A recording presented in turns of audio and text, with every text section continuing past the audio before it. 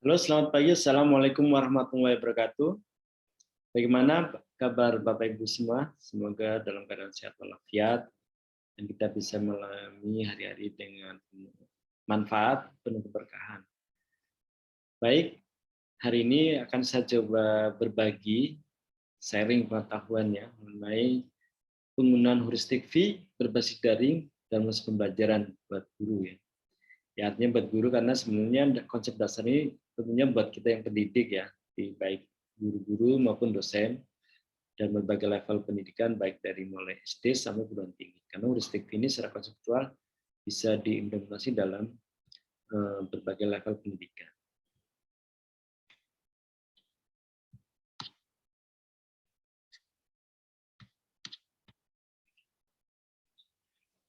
Ya, heuristik V mungkin Bapak Ibu sebagian sudah mengenal atau bahkan sudah mempraktekkan atau justru belum sama sekali gitu. Dari angkat yang saya sebar menunjukkan banyak guru yang tidak tahu itu heuristik V, apalagi sampai mengimplementasikan gitu. Nah, saya sendiri pernah melakukan penelitian ini dan efektif sebagai suatu pendekatan dalam proses pembelajaran. Nah, mungkin sedikit kita brainstorming dulu sih kenapa kita perlu inovasi dalam pembelajaran di era daring ini. Ya, kita harus menyadari bahwa kita harus aware atau harus sadar bahwa zaman sudah berubah gitu. Nah, ketika berubah itu tentunya meliputi berbagai aspek termasuk bidang pendidikan ya, dan ini pembelajaran baik pembelajaran tingkat dasar maupun di perguruan tinggi. Apa yang berubah sih? Nah, para ahli mengindikasikan bahwa kita itu di tahun sekarang itu berada dalam era masyarakat industri 4.0 atau 4.0. Kenapa disebut masyarakat industri 4.0? Ya, ada beberapa indikator yang pertama antara lain beberapa teknologi yang ada itu sudah berbasis artificial intelligence atau kecerdasan buatan, terus Internet of Things atau IoT, terus adanya cloud computing atau cloud teknologi, terus big data. Itu karakteristik Mas Tindu. Jadi kita semua sadari atau tidak sadari, langsung tidak langsung, tahu tidak tahu, mau tidak mau, sudah berkaitan itu. Misalnya contohnya, Bapak itu ketika belanja di e-commerce atau toko online itu sebenarnya sudah berbasis Internet of Things dan kecerdasan buatan namun big data. Karena di sana menyimpan data yang besar dan mereka bisa melakukan tracing ya kepada kita berbagai macam fitur-fitur yang menyangkut belanja online. Dan kita semua hampir semua pernah melakukan itu. Ya kalau kita setback ke belakang, nah di era sebelum masyarakat industri 4.0 itu kita melalui masyarakat industri 0 itu di abad 20, di mana kita itu waktu penggunaan listrik semakin masif di pabrik-pabrik ya, terus ada teknologi otomatis. Dan di sebelum di abad 19 ada masa produksi massal, dan abad 19 industri waktu itu berpusat mekanikal dan menggunakan tenaga air dan mesin uap ya. Jadi memang industri kita itu yang ada di dunia selama ini sudah berkembang sedemikian rupa. Dan kalau dibentuk pola ya tadi di abad 19 industri berbasis mesin-mesin uap, berbasis mekanik. Di abad 19 sudah ada produksi massal dengan karena sudah mengenal teknologi listrik ya.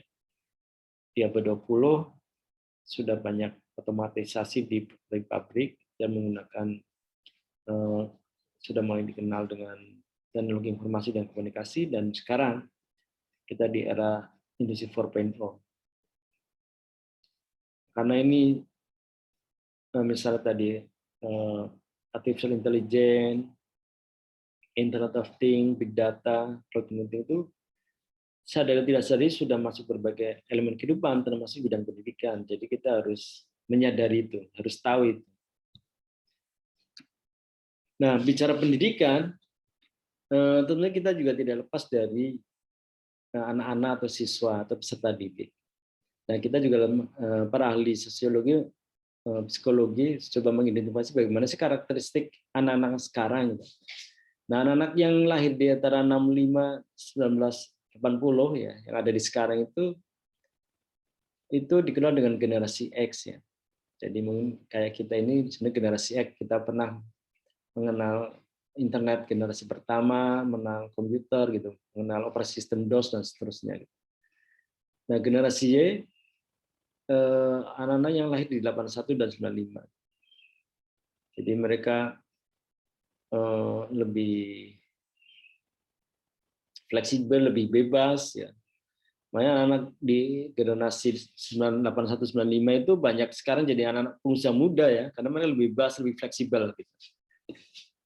Terus juga mengenal teknologi dan tablet serta internet. Nah, sekarang generasi Z yang lahir dari 96 sampai 2012 yang hidup di sekarang. Jadi ya mereka umur 18 ya mungkin siswa-siswa Bapak Ibu semua ya, karena mereka udah termasuk generasi Z ya.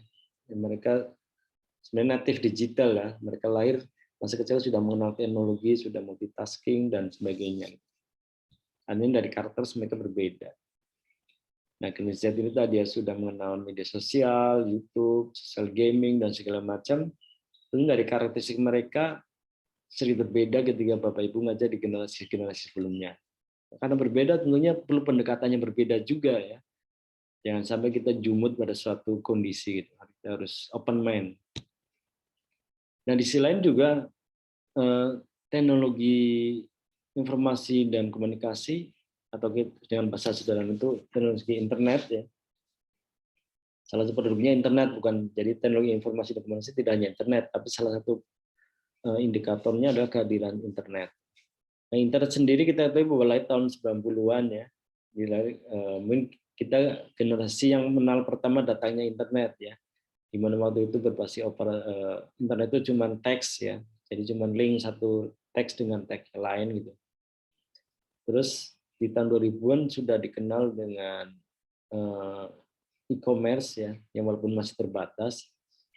Dan baru di generasi tahun 2010, internet generasi ketiga atau web 3.0 bersifat semantik, jadi sudah semakin diperkaya. Nah, jadi tahun ini, sekarang ini paralel, maaf, kita masih di era web 3.0 atau semantik web. Karena untuk web 4.0 walaupun indikasinya sudah mulai masuk, tetapi belum masif digunakan ya, karena kita ketahui bahwa beberapa wilayah negara di bumi ini punya keterbatasan mengakses teknologi terutama jaringan internet. Kita ketahui bahwa karena di kota aja di beberapa titik sinyalnya tidak stabil, apalagi daerah-daerah yang di mana mungkin menara pancar dari teknologi internet sendiri tidak ada ya, susah sekali mendapatkan sinyal internet secara bagus. Jadi secara umumnya kita sudah masih berbasis semantic web, walaupun internet berbasis 4.0 itu atau intelligent web sudah mulai diimplementasikan, karena kita tahu bahwa kecerdasan buatan sudah makin masif digunakan dalam berbagai aspek. Kedepannya pendidikan juga akan masuk itu. Nah, tapi di sisi lain juga kehadiran teknologi yang begitu canggih ya, tentunya akan tetap memberikan implikasi di mana ya efek samping tentunya ini ya, karena ini bukan tujuan teknologi diciptakan ya, di mana kita tahu bahwa anak-anak sekarang itu banyak menghabiskan waktu untuk bermain teknologi gaming ya, dan mereka bisa berjam-jam, bisa 5 jam, 10, bahkan nggak bisa pernah saya menemukan kasus atau menemukan kasus dari curhatan anak-anak yang 24 jam main game, jadi keluar kamar itu hanya untuk makan dan kamar mandi, gitu. Sampai segitunya.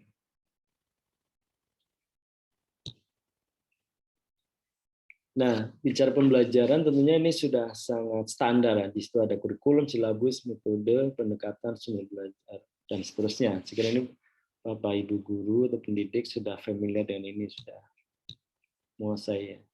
Kemudian dalam konteks ini saya ingin berbagi bagaimana sih tadi seperti yang judul di depan, heuristik ini harus jadi satu bagian dari aktivitas pembelajaran berbasis daring atau digital atau electronic learning atau learning. Ya kita mahfum ya bahwa ketika belajar daring kita akan menggunakan teknologi atau platform yang berbasis internet. Karena dengan itu kita tersambung, terkoneksi dengan siswa serta didik, sumber-sumber belajar, media pembelajaran dan pendekatan. sehingga tadi tujuan pembelajaran akan tersampaikan. Nah, heuristic view yang saya sampaikan seperti sampaikan di awal bahwa ini suatu pendekatan ya. Para ahli lebih menyebutnya pendekatan atau strategi, karena kalau dibilang itu metode masih perdebatan. Walaupun beberapa literatur menyebutnya itu metode, suatu metode ya. Tapi saya sendiri masih menyebut pendekatan. Walaupun ini karena pendekatan atau strategi karena ini bisa diimplementasikan dalam bentuk model-model atau metode pembelajaran yang lain ya. Seperti itu dalam aktivitas pembelajaran yang lain. Awalnya dikembangkan oleh Gowin, terus disempurnakan oleh para ahli yang lain sehingga tahapan-tahapan ini semakin efektif dari berbagai literatur atau jurnal menunjukkan bahwa penelitian menggunakan pendekatan ini efektif dalam pembelajaran dari berbagai aspek tentunya. Nah, kenapa disebut heuristic view?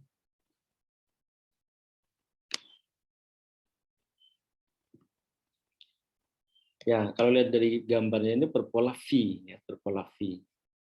Berpola V. Jadi pembelajaran ini tentunya meliputi langkah-langkah pendekatan ini meliputi langkah-langkah.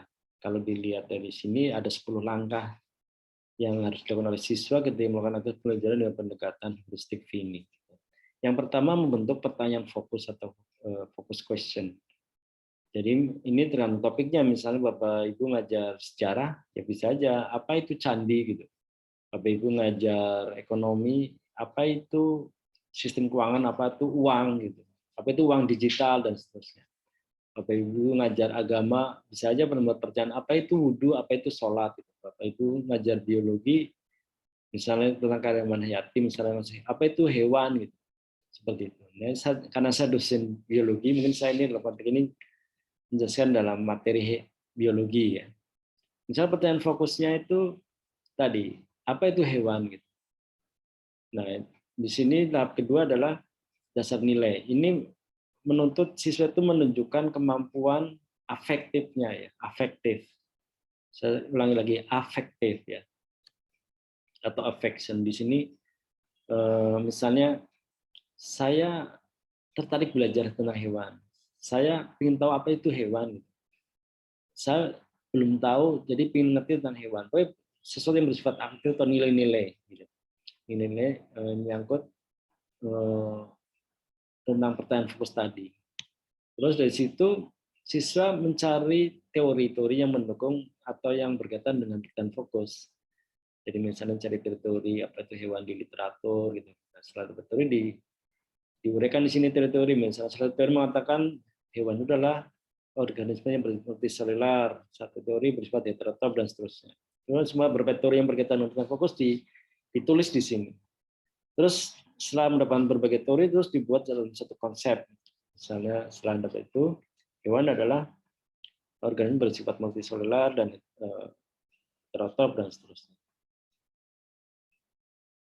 Terus metode ini membicarakan atau menuliskan ketika mereka mencari teori, siswa mencari teori, menulis konsep, apa metode yang digunakan, misalnya studi literatur, gitu.